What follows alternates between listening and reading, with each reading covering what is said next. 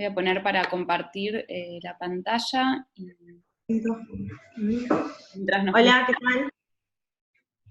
¿Qué pasa, Marta?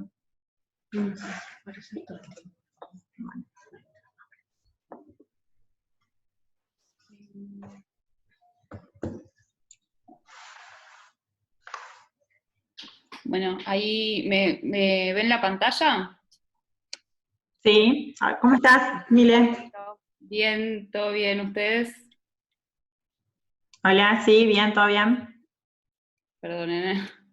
Eh, bueno, nos presentamos brevemente, no sé si están todas, si todas habían participado antes de webinar. Yo soy Milena Datri, soy parte del equipo de Grow, y vamos a estar haciendo el webinar de parte de Grow y Género y Diversidad, que las dejo a las chicas presentarse. Hola, ¿qué tal? Yo soy Vanessa, estoy conectada como Ana, que es mi socia. Soy de la consultora de Género, Diversidad e Innovación de Córdoba, y bueno, este ya es el tercer webinar que tenemos con las chicas de Brown, y la verdad que todo un lujo para nosotras. Bien, bueno, el tema de hoy era abordaje de la violencia de género en el espacio laboral. Van a estar presentando en principio las chicas de Género y Diversidad, que tienen mucha más experiencia en el tema que nosotras, y vamos haciendo un diálogo, un ping-pong. La idea es revisar algunas cuestiones muy iniciales sobre este tema. Si alguien tiene alguna pregunta, puede hacerlo por el chat, y después vamos a dejar los últimos 10, 15 minutos para hacer también un ida y vuelta si alguien quiere agregar algo, preguntar algo. Sí, bárbaro. Perfecto. Bueno, Vane, cuando quieras. Bueno, avancemos. Bueno, pusimos cómo abordarlo en el espacio laboral, porque es algo de lo que a nosotras nos consultan bastante. Y bueno, la idea un poco es como introducir el tema, introducir de qué se trata y por qué también es importante trabajar esto dentro de los espacios laborales, cuando muchas veces se parece como que, bueno, lo que sucede en la casa queda en la casa, y bueno, un poco la idea es empezar a hablar de esto, ¿no? ¿Lo querés pasar, Mile? Sí. Bueno, los datos que tenemos a nivel mundial pusimos como estos dos, que es una de cada 3 mujeres atraviesa situaciones de violencia en el ámbito doméstico en el mundo. Esto es mujeres, niñas y adolescentes, es un dato que es tomado de ONU, lo cual ya es alarmante, y el que es aún más alarmante es que en Argentina cada 32 horas hay un femicidio, ¿sí? El femicidio, bueno, es la expresión cruda y última de lo que son las situaciones de violencia, que bueno, si alguna vez han tenido oportunidad de ver lo que es el iceberg, bueno, de la violencia, empiezan como, están todos los niveles, no solo que tienen que ver con la violencia física, sino también la violencia simbólica y otros tipos de violencias que sufrimos la mayoría de las mujeres, y cómo eso se va extremando y se va manifestando de distintas maneras en distintos ámbitos, pero sobre todo el ámbito doméstico es un espacio donde, bueno, las mujeres...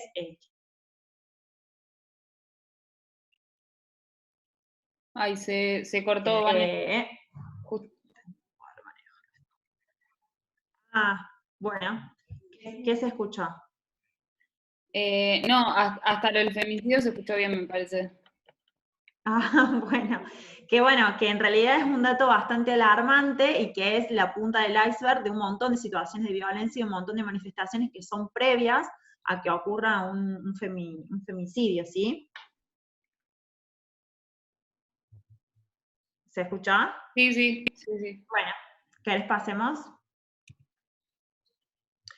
Bueno, la definición, nosotros trabajamos siempre con las definiciones que están en la ley 26.485 para definir todos los tipos de violencia, en función de lo que es la violencia hacia las mujeres, es la que es ejercida contra la mujer por un integrante del grupo familiar, independientemente del espacio físico donde ocurra. O sea, puede ser en la casa, puede ser en la vía pública, puede ser en la puerta del trabajo, puede ser dentro del trabajo, o sea, en el espacio laboral, por ejemplo, si son pareja y trabajan juntos. Dañando la dignidad, el bienestar, la integridad física, psicológica, sexual, económica, patrimonial y la libertad de las mujeres. También comprende lo que es la libertad reproductiva y el derecho pleno al desarrollo, ¿sí? O sea, el poder elegir cómo cuidarse también tiene que ver con distintas manifestaciones de violencia.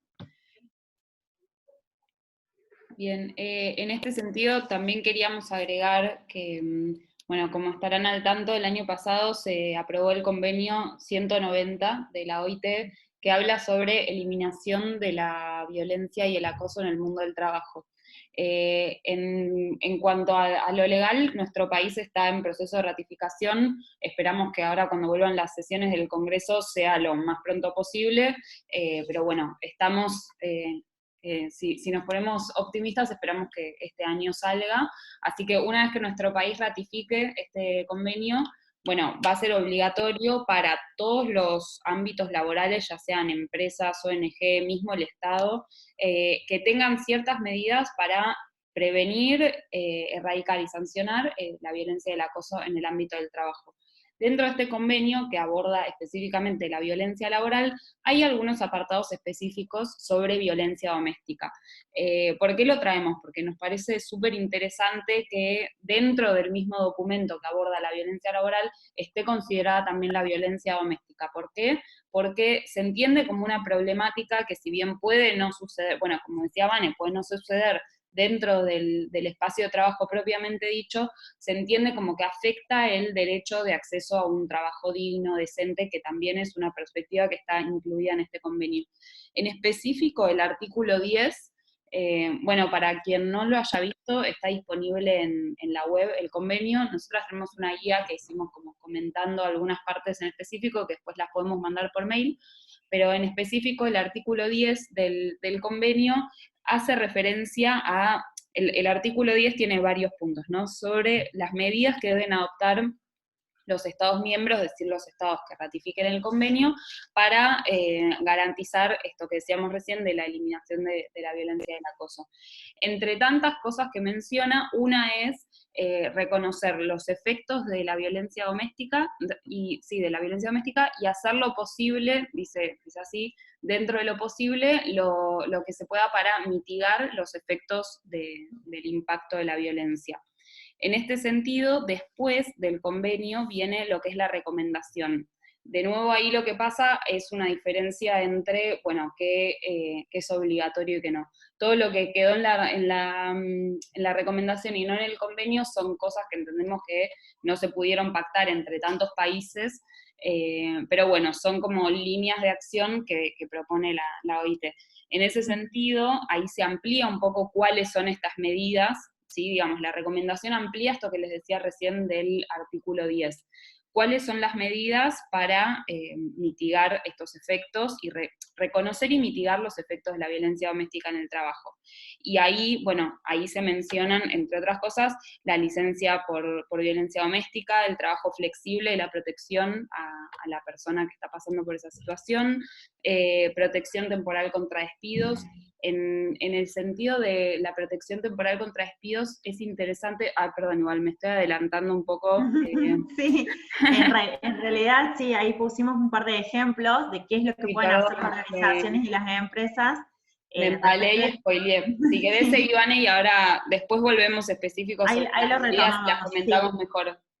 ahí lo retomamos, porque bueno, porque es interesante también como ver cuáles son los ejemplos que van teniendo las empresas para poder empezar a abordar estos temas. Y a mí lo que sí me parece interesante del convenio también tiene que ver con empezar a involucrar a otros espacios en esta problemática, ¿sí? Y empezar a responsabilizar y empezar a ver, bueno, qué podemos hacer desde distintos lugares para poder erradicar y para poder hacer frente, digamos, a esta situación que, como veíamos recién, tiene que cada 32 horas hay un femicidio en la Argentina. ¿Pasó? Sí. Bueno, dentro de lo que son las modalidades de ejercicio de la violencia, bueno, están la violencia física, la psicológica, la sexual y la económica, que son las que sufren dentro de los espacios domésticos a las mujeres, digamos, o sea, que pueden sufrir en distintos espacios, pero cuando hablamos del espacio doméstico, la física se refiere a todo lo que tiene que ver con empujones, pellizcones, tiros de pelo, bueno, todo lo que tenga que ver con eso. La psicológica, la manipulación, los celos, el control, que van socavando la autoestima y que van socavando la subjetividad de las personas. Entonces también vamos a ver cómo eso impacta a la hora de sostener un trabajo o sostener una actividad en donde, bueno, una mujer está 24 horas sometida a distintos tipos de violencia o a distintos tipos de maltrato. Entonces, cómo llega al trabajo, cómo se puede desenvolver dentro de lo que son sus actividades que requieren mayor autonomía, con esto, digo, con estas características, ¿no? Bueno, en lo que es la violencia sexual, no solo que hace mención a lo que tiene que ver con obligar a mantener relaciones, está también estipulado lo que es la violación dentro del vínculo de pareja o dentro del matrimonio, sino que también, bueno, los distintos controles que pueda haber en relación a la salud sexual y reproductiva de las mujeres. Y la violencia económica, que tiene que ver con el no acceso a tener autonomía económica, con la administración de los bienes de las mujeres, con la administración, con el control de los gastos, de lo que tiene que gastar, con la manipulación para hacer uso de los bienes de las mujeres o del dinero de las mujeres. No sé si va quedando claro, si hay algo que se tenga que explicar, como, no sé qué decís, Milia. Clarísimo, muchas gracias. Sí, está claro, no sé si hay alguna pregunta, pero me parece que no. No veo ninguna. Dentro de lo que es, no sé si después sigue, pero dentro de lo que es de los espacios de trabajo, por ejemplo, lo que se puede, o por lo menos lo que nosotros trabajamos mucho cuando trabajamos sobre todo con supervisores, que son los que están más, sigue, cómo se percibe en el espacio de trabajo. ¿Cómo? ¿Lo pasás, Miguel? ¿Lo puedes pasar? Sí. Ahí está.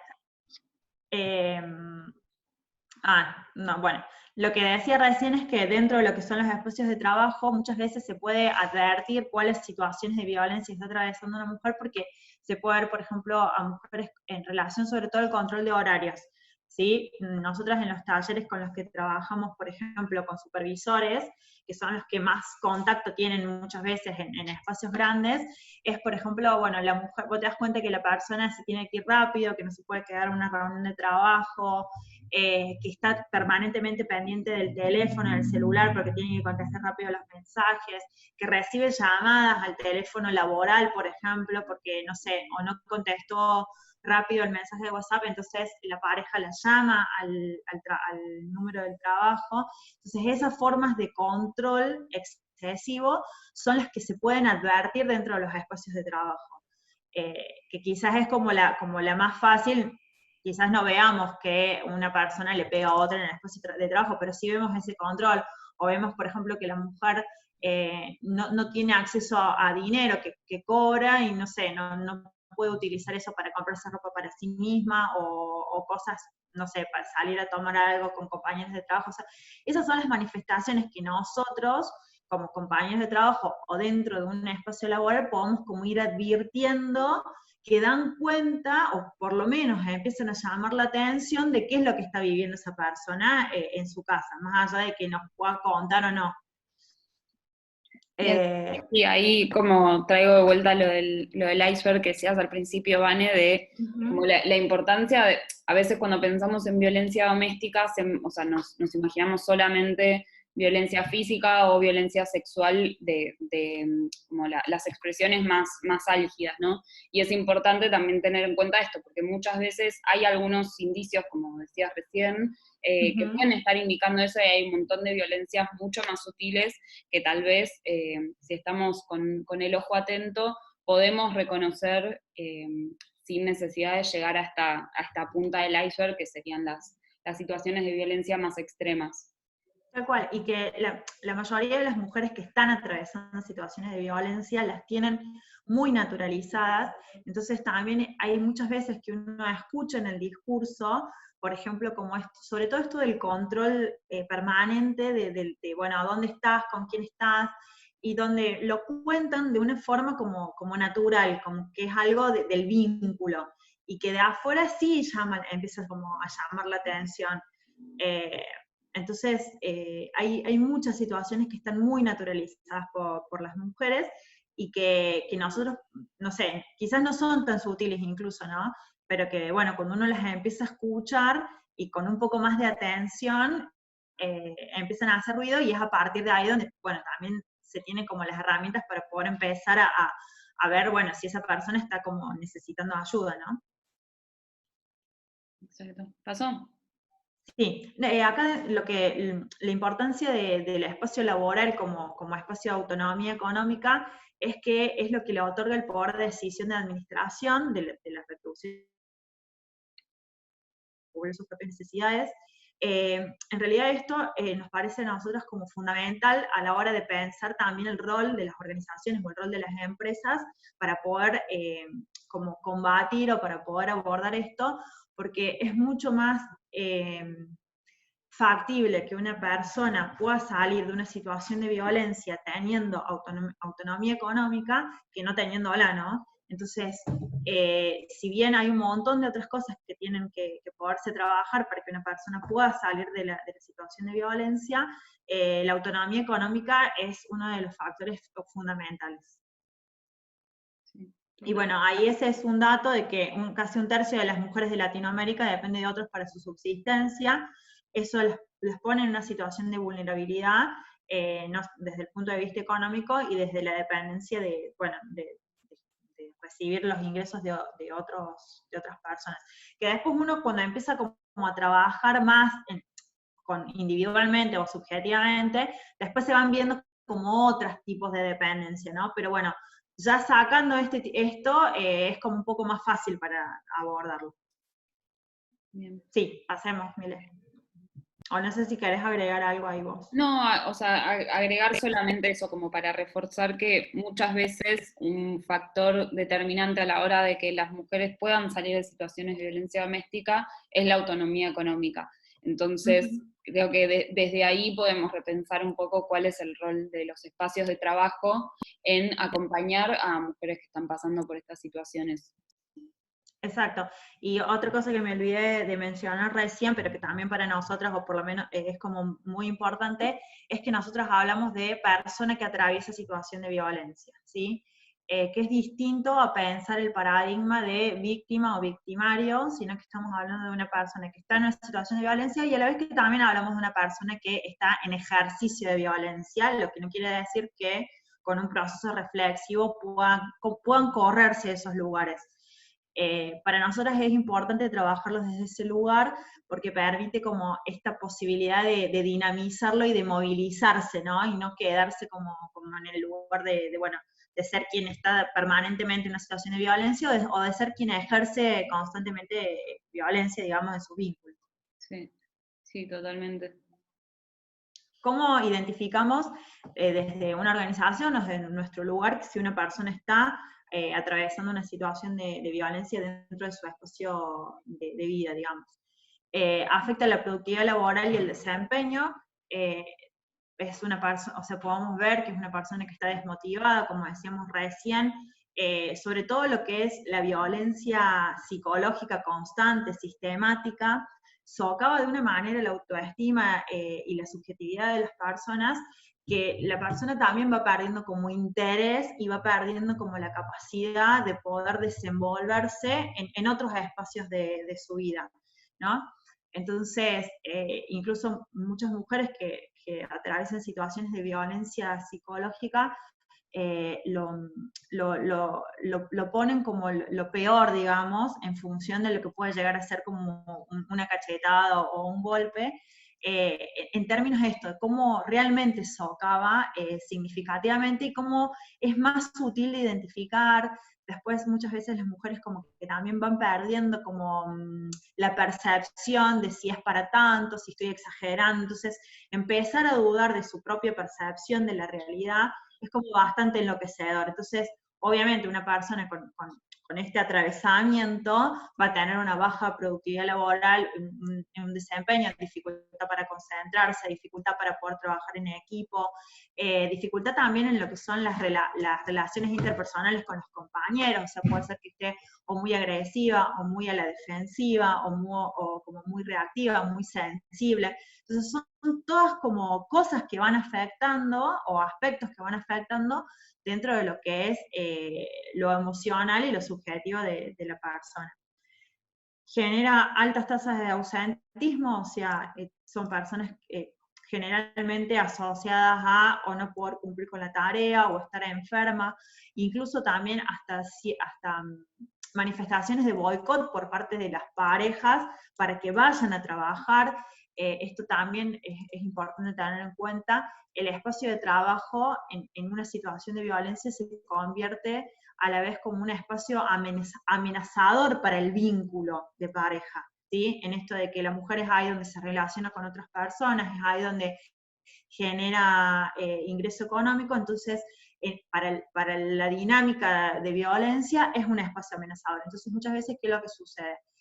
Hay como situaciones de boicot para que la persona no pueda cumplir con la tarea, entonces se termine como perdiendo ese espacio laboral. Entonces, no sé, o las echan del trabajo porque, no sé, falta mucho, cada vez que está, o sea, el hijo se enferma siempre y es lo que falta es ello. Digo, van sucediendo muchas cosas alrededor que cuando uno como que empieza a indagar, se van advirtiendo como esta modalidad o esta dinámica de una situación de violencia. Bueno, desorganización, temor, son todas cosas que se van manifestando dentro del espacio laboral, ¿no? No sé si va quedando claro, si hay alguna duda respecto a eso.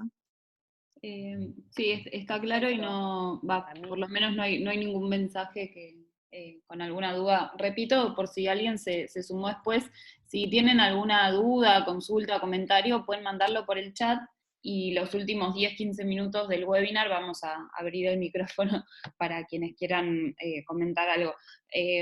Mientras, Vane, agrego a lo que decías, un poco sobre las relaciones interpersonales, es una característica muy, muy común de las situaciones de violencia doméstica, el aislamiento. En este sentido agregó no solamente en los espacios de trabajo, sino con familiares, amigos. Entonces también, como, a ver, ¿para qué nos sirven todas estas? Estos son indicadores, si no quiere decir que uno de estos indicadores se corresponde siempre sí o sí con una situación de violencia doméstica, ni viceversa, pero bueno, un poco son indicadores que nos ayudan a afilar el ojo y el oído para estar atentos, porque durante muchísimos años, me atrevo a decir que hasta hace relativamente poco, las situaciones de violencia doméstica eran, digamos, situaciones que quedan, como estas frases de los de afuera son de palo, o los trapitos sucios se lavan en casa, todos esos tipos de cosas que hacían que la problemática de la violencia doméstica quede relegada solamente a un conflicto de pareja. Entonces hoy en día estamos atravesando un cambio de paradigma en este sentido. Para eso es importante también tener en cuenta el rol de las terceras personas, ya sean compañeros de trabajo, amistades, familias, etcétera, en el reconocimiento y el abordaje de estas situaciones. Exacto. A ver, acá están Sí. Sí, Nosotros cuando... Nosotros cuando trabajamos esto dentro de las organizaciones, de lo que hablamos es de tener una escucha activa. No quiere decir que una persona que esté desmotivada es porque está atravesando una situación de violencia. Son indicadores que hay que ir viendo, hay que ir leyéndolos, y la idea es tener esa escucha activa no solamente en identificarlos, sino también en ver desde qué lugar yo me involucro en la situación. Que eso también es un poco lo que, bueno, lo que se trabaja, o nosotros por lo menos lo trabajamos a través de los protocolos. Nos ha pasado que nos han contado, no sé, que supervisores que les han llamado a las 12 de la noche, una de las trabajadoras, porque estaban en la puerta de la casa porque no tenía dónde ir. Bueno, entonces también hasta dónde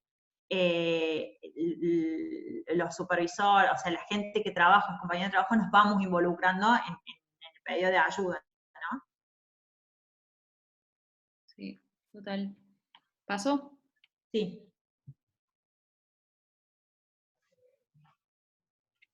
Ahí está.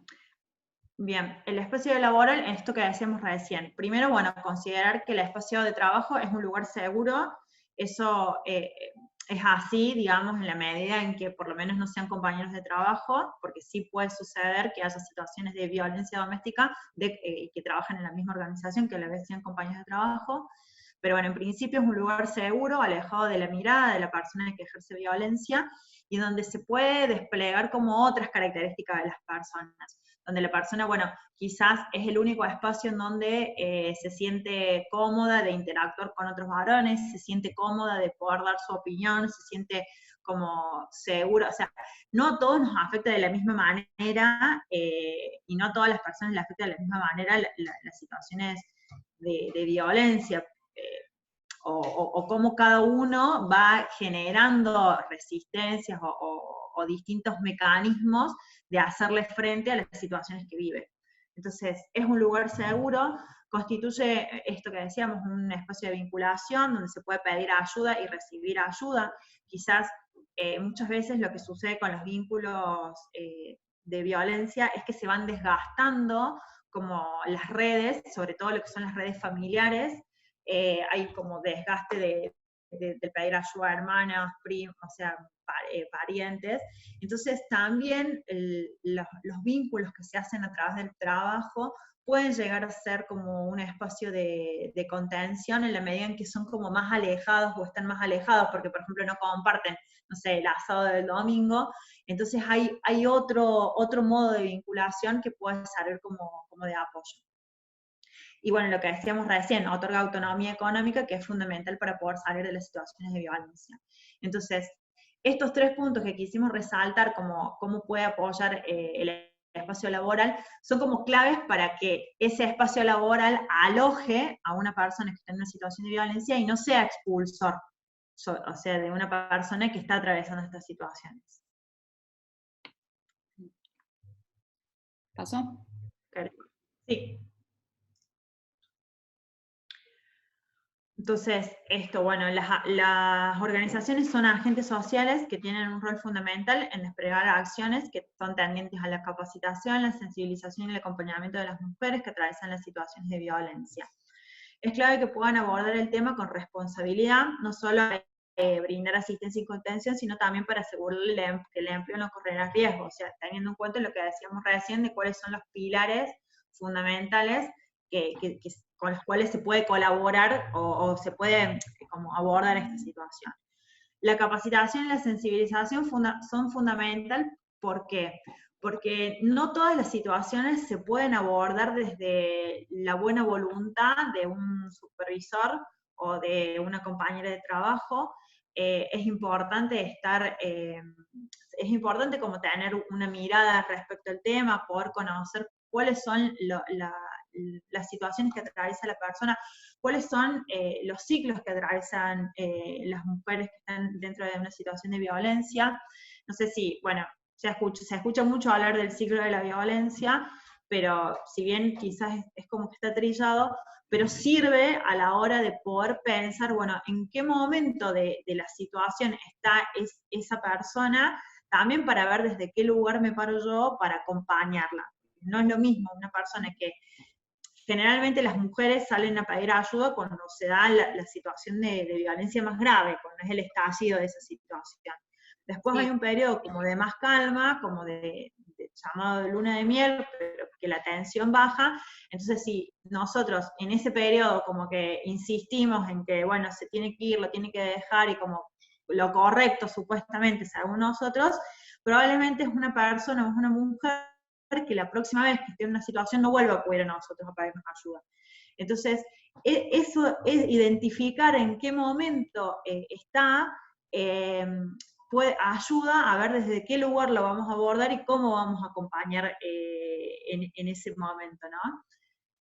Sí, exacto. Acá traigo de nuevo lo que decías antes, Vane, de la escucha activa y el esfuerzo por salir del paradigma de las víctimas, ¿no? Porque, o sea, si nosotros pensamos la mujer que está atravesando por esta situación como solamente una víctima, también a veces hay una operación de infantilización, como de, bueno, no sabe lo que quiere, no entiende que de esta situación hay que salir, que va a estar mejor de otra forma. Entonces, también es muy difícil para quienes acompañan estas situaciones mantener este rol de escucha activa y de acompañamiento, de entender, como decía Vania recién, el ciclo de la violencia, las complejidades, el iceberg, todas esas cuestiones o sea, tanto la imagen del iceberg como la del ciclo nos ayudan un poco a entender la complejidad de una problemática que va mucho más allá de el golpe o la violencia sexual, que pueden ser las manifestaciones más explícitas, ¿no? Pero bueno, en ese sentido la capacitación, sobre todo sí, capacitación y sensibilización de, por lo menos, o sea, en general de todas las personas en los ámbitos laborales, pero sobre todo a veces pensando en roles de liderazgo, es importante porque si no a veces podemos tener un efecto, no sé si contrario es la palabra, pero como decía Vane recién, tal vez una persona que confía en nosotros, si actuamos de forma como revictimizante o estigmatizante en algunos sentidos, puede ser que no acuda de nuevo a nosotros y bueno, se enfatice una situación como por haber accionado de forma no razonable. Ahí, no sé si, acá sí agrego lo de lo que decía el convenio de la IET que me adelanté antes, las recomendaciones que agrega el convenio en cuanto a qué pueden hacer los espacios de trabajo para acompañar a estas mujeres, recomienda algunas medidas que se las digo a continuación. En general las medidas están puestas como para mitigar el impacto, reconocer los efectos y mitigar el impacto. En ese sentido se mencionan, como decía, la licencia por violencia doméstica, que esto en varias empresas y en la mayoría de los sectores del Estado ya están vigentes las licencias por violencia doméstica. Bueno, después Vane nos cuenta un poco mejor cómo lo trabajan con los protocolos, pero esto es algo que ya está en vigencia en varios ámbitos laborales. Trabajo flexible y protección, porque bueno, como decía antes, a veces el espacio de trabajo es un espacio seguro, pero a veces no, a veces el hecho de cumplir horarios, que puede parecer simple, se vuelve una complejidad para sostener ese espacio. Después hay un punto un poco polémico que lo menciona como protección temporal contra despidos. Entonces dice protección temporal contra despidos siempre y cuando, o sea, sea relacionado al hecho de violencia doméstica y no a otra cosa. Ahí lo que decíamos es que, bueno, muchas veces las mujeres que están atravesando situaciones de violencia rinden mucho peor en el trabajo o no pueden cumplir tareas, entonces hay veces que es muy difícil darnos cuenta si el bajo rendimiento es por esa situación de violencia o no. En ese sentido pensamos que, bueno, la protección del trabajo de una mujer que está atravesando por una situación de estas características es más importante que el desempeño.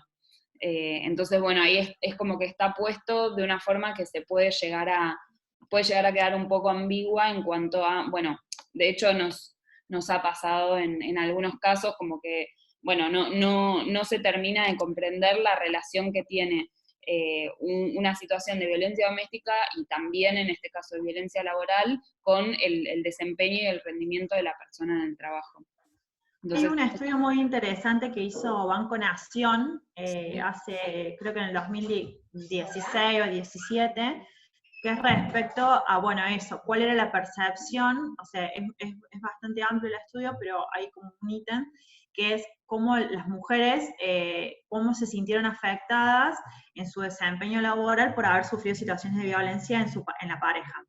mira. Y la verdad que la estadística que da era el 56% de las mujeres sintió, por ejemplo, haberse visto afectada en su desenvolvimiento laboral o sea, digo, y está dentro de lo que es la violencia doméstica y dentro de lo que era la violencia en el ámbito de trabajo.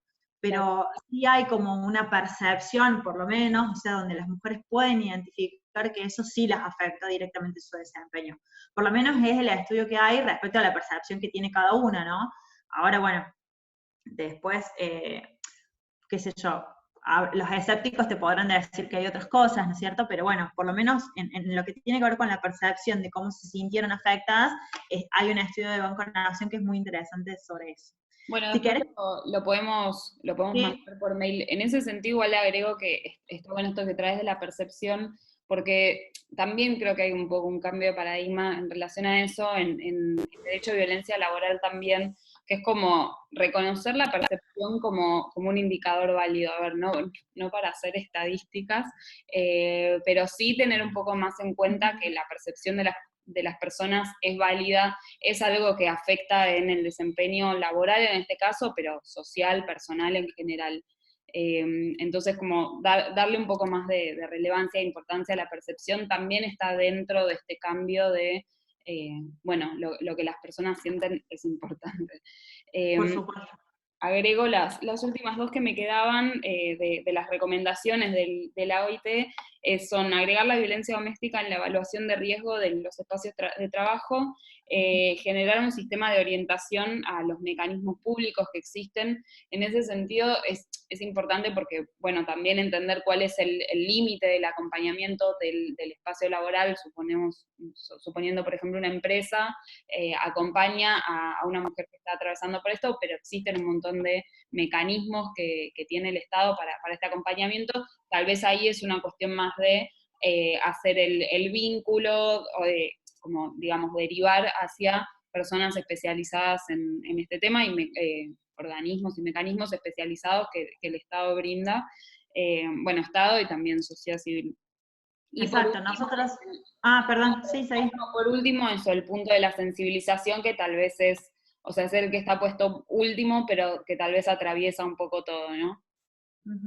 Sí, no, lo que decía es que nosotros cuando trabajamos los protocolos con las empresas, trabajamos los dos protocolos en conjunto, que son el protocolo de violencia laboral y el procedimiento del protocolo ante violencia doméstica, que ocurra entre compañeros de trabajo o fuera.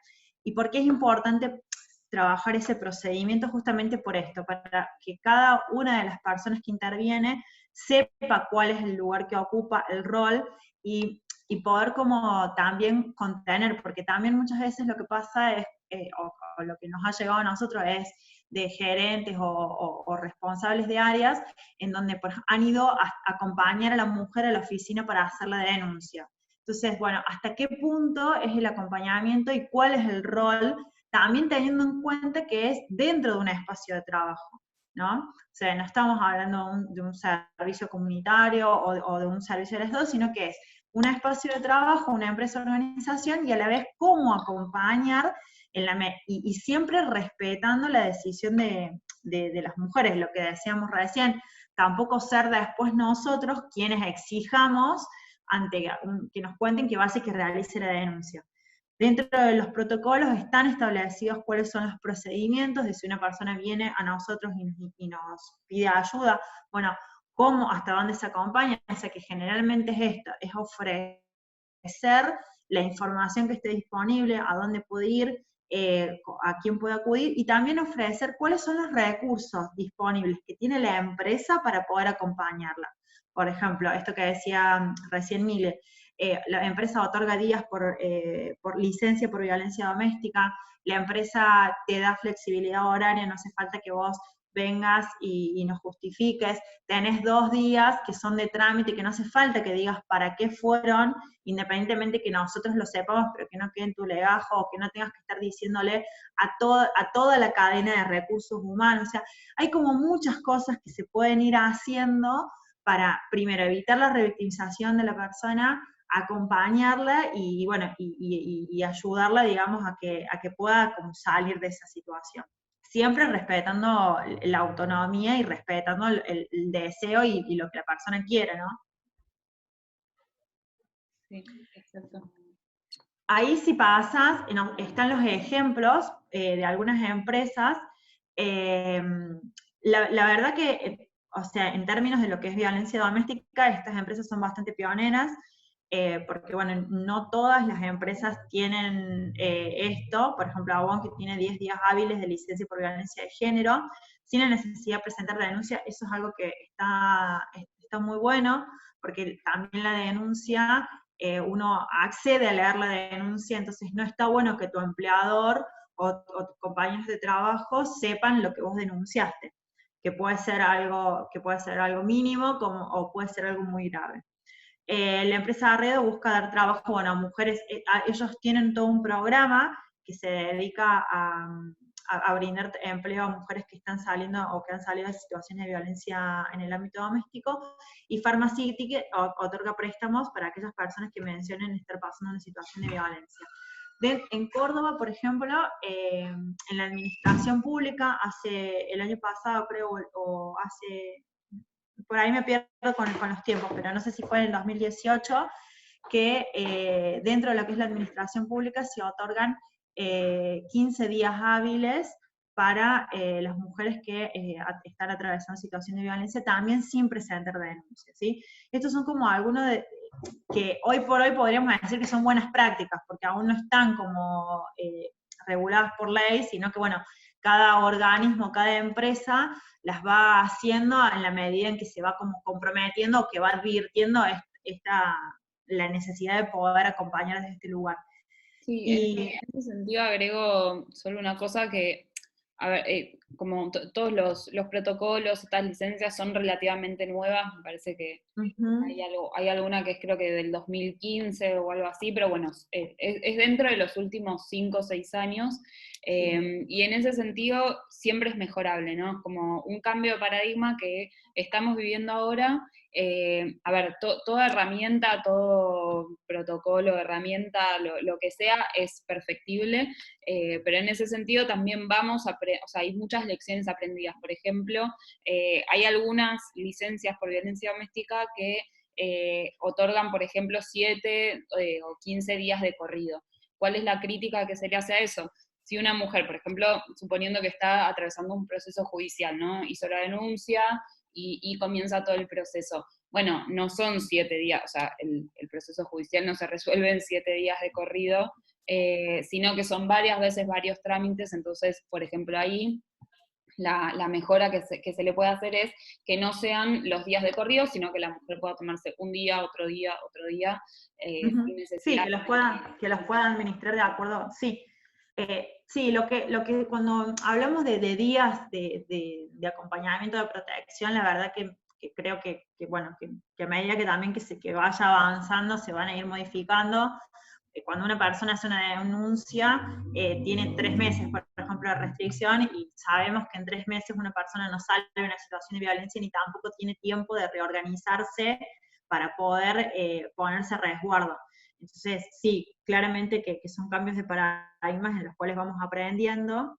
Y lo otro que me quedó también respecto al cambio de paradigma es cómo esto también antes de que se pensaba que uno iba al trabajo y las cosas de la casa las dejaba en la casa, y cuando volvía a la casa dejaba el trabajo, también como en las organizaciones se está empezando a ver este cambio de paradigma y empezar a ver que somos personas que nos relacionamos y que vamos con lo que nos pasa en nuestra casa al trabajo y que volvemos a casa con las cosas del trabajo. Entonces, también esta humanización de los y las trabajadoras que van permitiendo que se vaya como corriendo un poco y ir conciliando un poco lo que es la vida de trabajo y la vida familiar o personal. Exacto. ¿Pasó? Sí. No sé si queda otro ejemplo. No, creo que los dijimos todos. Bueno, ¿cómo proceder desde las organizaciones? Esto, identificar la situación a través de la sensibilización, lo que estábamos hablando, capacitar a todas las personas. Es fundamental que áreas claves o personas claves estén capacitadas como recursos humanos, supervisores, gerentes. Se está empezando a trabajar mucho en lo que son los comités de géneros y diversidad, que son quienes de alguna manera se están empezando como a capacitar más sobre esto para ser referentes a quienes consultar ante una situación. Responder sin juzgar y garantizando la confidencialidad y el respeto. Es recomendable, bueno, tener un protocolo de cómo actuar para garantizar que todas las personas sepan cómo hacerlo y que no uno, no sé, no le preste atención y el otro se reinvolucre, sino que más o menos todos dentro de una empresa o una organización sepan cómo actuar y cómo la empresa, desde su cultura organizacional, pretende que se actúe. Y acompañar la decisión de la persona, dar a conocer cuáles son los recursos disponibles de la organización. Eso como un poco. ¿Querés que hablemos para preguntas o no? ¿Querés agregar algo más? Sí, faltaba esta de, bueno, recursos disponibles, las dejamos acá mientras abrimos para preguntas, así por si alguien quiere tomar nota. Dale. Y esta es la última, ¿no? Sí, esa es la última, que es Bien. Bueno, dejamos 5 minutos. Si alguien quiere, pueden mandarlo por chat y nosotras lo levantamos y lo leemos. O bueno, si alguien quiere abrir el micrófono también. Dejamos 5 minutos y si nos cerramos. Dale.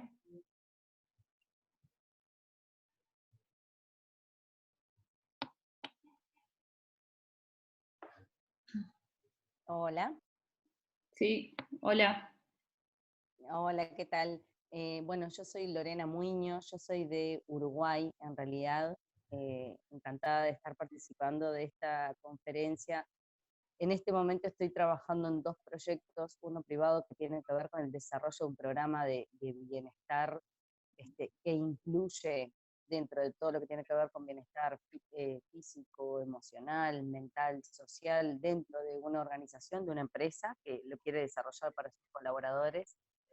Este es uno de los temas más importantes, que es una población que es 80% femenina en el área de investigación y desarrollo, y, y realmente una de las cosas fundamentales es cuál es el alcance que puede dar una organización en términos de estar atentos.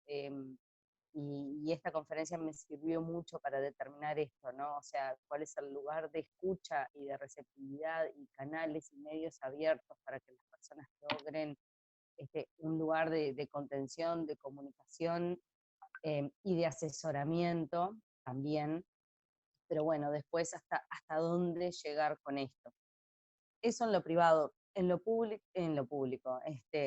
También estoy con una organización civil que utiliza una plataforma tecnológica para unir redes de voluntarios para asistir personas. Y siempre me pregunté cuál es la recomendación para la población, para la gente en general, respecto de cómo ayudar, asistir, inhibir situaciones de violencia que pueden estar siendo cercanas a nosotros físicamente, ¿no? Entonces acá les quería preguntar si hay alguna recomendación al respecto. Obviamente esta call estaba basada en organizaciones, pero también como sociedad civil, ¿qué rol se espera que tengamos las personas en no ser, que los de afuera no somos de palo, ¿no? De qué manera habilitar a la sociedad a participar, a involucrarse sin ponerse en riesgo, digamos? ¿Qué recomendaciones o qué organizaciones tienen mucha claridad en este aspecto? Sí, no sé, arranco yo, Mile. A mí me sirve como mucho pensar primero en lo de la escucha activa, o sea, creo que es algo que engloba como lo que podemos hacer en todos los ámbitos en donde nos movemos. Entonces, esa escucha activa también de alguna manera va orientando qué es lo que la otra persona espera de nosotros o para qué me dice lo que me dice. Entonces, eso también permite como orientar un poco. Y lo otro que me parece también como importante es el concepto de situarse también desde qué lugar, si estoy en una organización y soy la supervisora, si estoy en una organización y soy la jefa de recursos humanos, si estoy en una organización civil y soy la que va y da ayuda comunitaria, digo, o sea, si soy la psicóloga en el consultorio, como que el situarse respecto a, bueno, también, de nuevo, orienta el qué espera el otro de mí en función de mi sitio, o qué puedo yo dar desde mi lugar en función de lo que el otro me da, me devuelve o me solicita, ¿no? Yo creo que son dos cosas que van como de la mano y que permiten orientar, la escucha activa y el concepto de situarse. Sí, total. Agarro algunas de hay varias preguntas en el chat, agarro, sí, lo vamos haciendo como hilado, como charla. Hay varias preguntas sobre cómo reciben las personas en la empresa las situaciones de violencia. ¿Y qué pasa si nos enteramos de que una persona está atravesando una situación de violencia a través de otras personas, de compañeros, o qué pasa si no quiere hacer la denuncia? Tomo estas tres en conjunto, porque bueno, en relación Sí, a... a mí me parece que es... Sí, sí. Perdón, sí. No, sí, ahí la estaba leyendo que también, o sea, esto que hablábamos de sensibilizar y capacitar tiene que ver con eso. Si estamos en un espacio de trabajo y se empieza a abordar, no puntualizando sobre una persona que nosotros creemos que está atravesando una situación de violencia, sino también como parte de una cultura organizacional en la cual empezamos a sensibilizar sobre este tema, de alguna manera en algún momento va a madurar el pedido de ayuda. Entonces, también la sensibilización dentro de los espacios de trabajo, que se empiece a hablar desde un lugar de no estigmatización, que se empiece a trabajar, no sé, sobre estereotipos de género, quizás cosas que parecen que no tienen nada que ver, porque ¿qué es lo que pasa cuando vemos que hay una situación de violencia doméstica? Como que tendemos a puntualizarlo en esa persona y cómo podemos ayudar solo a esa persona. Y si esa persona no nos pide ayuda, no quiere hacer la denuncia, es como que terminó nuestra posibilidad. Y sí podemos hacer otras cosas, que es, por ejemplo, bueno, empezar a hablar de los estereotipos, empezar a problematizar los celos, empezar a problematizar el control, o sea, un montón de cosas que la persona también las va a ir tomando, independientemente que estén dirigidas o no a ella. No sé si me explico un poco. Sí, sí, muy claro, y además algo, bueno, esto que decíamos recién, lo que pasa muchas veces es que o sea, al concebir a las mujeres que están atravesando por estas situaciones como víctimas, pasamos a una infantilización o victimización muchas veces inconsciente. Entonces, por ejemplo, algo que es muy común, nos enojamos si la persona no quiere hacer la denuncia, nos enojamos si no deja esa relación violenta. Muchas veces pasa en el ámbito de lo jurídico, en los abogados que acompañan a estas mujeres, que las mujeres se retractan de las denuncias, como no pueden llevar a cabo el proceso judicial. Entonces es un proceso muy complejo y tiene muchas idas y vueltas. Ahí, de nuevo, lo de la perspectiva y el no juzgar. Acompañar desde donde podamos, entendiendo que son decisiones de las personas. Sí, y esto me parece también generar estrategias dentro de las organizaciones o dentro de los espacios en donde la persona también vaya como transitando el proceso que implica darse cuenta que está en esa situación o salir a pedir ayuda o ver qué cosas o qué herramientas puede desplegar para salir sola de esa situación. No necesariamente necesita nuestra ayuda, quizás, no sé, con una charla o con procesos de sensibilización respecto a los celos o la desnaturalización de esos celos, solas va haciendo estrategias y para salir de eso, digamos. Bien. A ver, reviso a ver si nos quedó alguna pregunta sin responder. Una era si hay resistencia por parte de los empleados o de las organizaciones para trabajar con estos temas. Dice cómo las reciben en las empresas, asumo que se refiere a nosotras, o sea, a cómo es trabajar con este tema. Lo que puedo decir en cuanto a experiencia de Grow es que depende mucho de la organización. Hay organizaciones que tienen mucho más resistencia a hablar de este tema. Obviamente si es por ejemplo, organizaciones que ya vienen haciendo sensibilizaciones, como decía Vanessa, sobre estereotipos, sobre liderazgo inclusivo, diversidad, también si es una organización que mismo ya hay una diversidad de personas integrándola, es mucho más fácil, o sea, es mucho más permeable hablar de estos temas.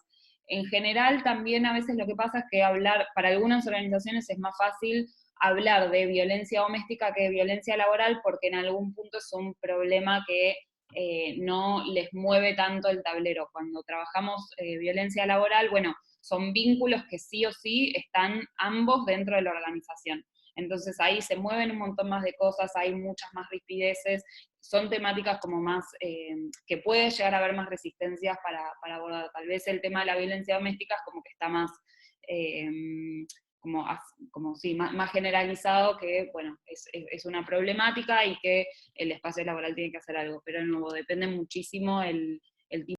Más permeabilidad a abordar el tema de la violencia doméstica, que muchas veces es como la puerta de entrada a las organizaciones, en donde después uno también va a situaciones y otros vínculos que se van desarrollando dentro del espacio laboral.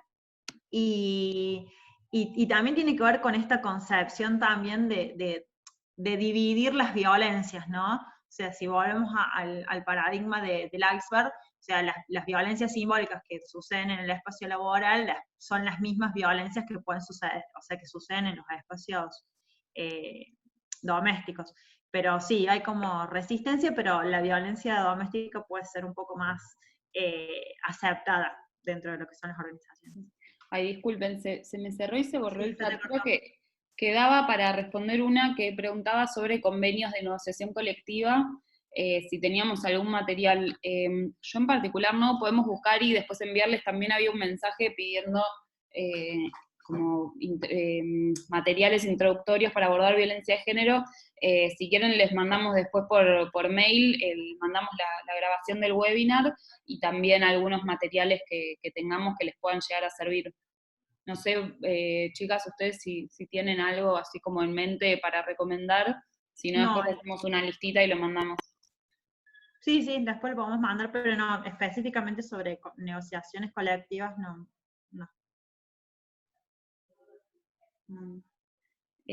Bueno, no sé si respondimos más o menos las preguntas que había o si alguien se quedó con algo más. No, creo que no hay nada más, Mile. Bien. Bueno, entonces, si les parece, hacemos eso, les enviamos algunos materiales de referencia en este tema y mandamos la grabación y bueno, estaremos haciendo seguro algún otro webinar para seguir profundizando sobre el tema. Como verán, 1 hora da para hablar, pero hay mucho que profundizar. Sí, también nos pueden escribir qué les interesaría profundizar sobre esto o sobre otros temas, así también preparamos otro. Sí, total. Bueno, Bueno, gracias a todos y a todas por participar y que tengan muy lindo día. bueno, buena semana, chao. Chau, chau.